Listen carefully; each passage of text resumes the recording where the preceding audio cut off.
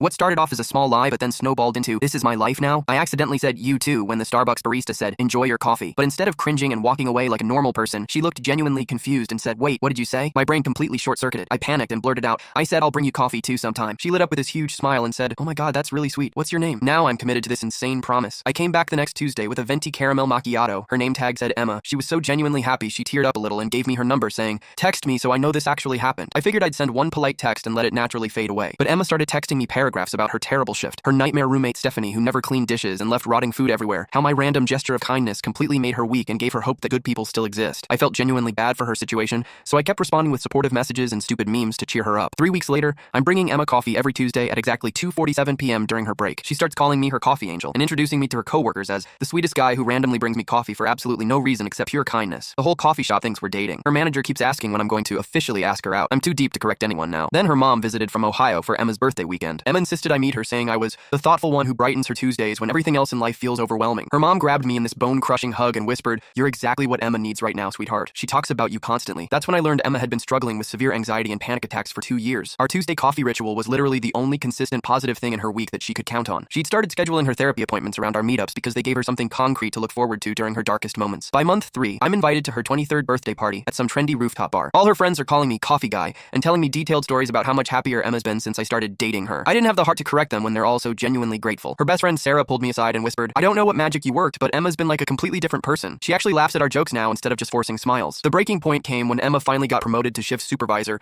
after months of anxiety about applying for the position. She wanted to celebrate at some fancy Italian restaurant downtown that she'd been saving up for. "I honestly couldn't have done this without our Tuesday tradition," she said, tears streaming down her face. "You've been my anchor when everything felt completely impossible. You showed me that I deserve good things happening to me randomly. I don't know how to properly thank you for saving my life." I realized I wasn't just bringing coffee anymore. I was accidentally someone's primary emotional support system and the foundation of their mental health recovery. Emma's therapist had apparently told her that having consistent positive social interactions was absolutely crucial for her healing process, and somehow I'd become that irreplaceable person in her life. Now I'm 4 months deep into being someone's weekly lifeline because I couldn't handle 30 seconds of social awkwardness at a coffee counter like a normal human being. Emma just texted me a 3-paragraph essay about how excited she is for me to meet her parents this weekend. They're flying in from Cincinnati specifically to meet the coffee angel who changed their daughter's life completely and helped her find herself again after losing hope. Her dad, Richard, apparently wants to take me golfing on Sunday morning to properly thank the young man who brought our Emma back to us when we thought we'd lost her forever. Her mom has been cooking my favorite meal all week, except Emma made up what my favorite food was because she was too embarrassed to admit she didn't actually know me that well. I'm completely trapped in being someone's accidental hero over a misheard "you too"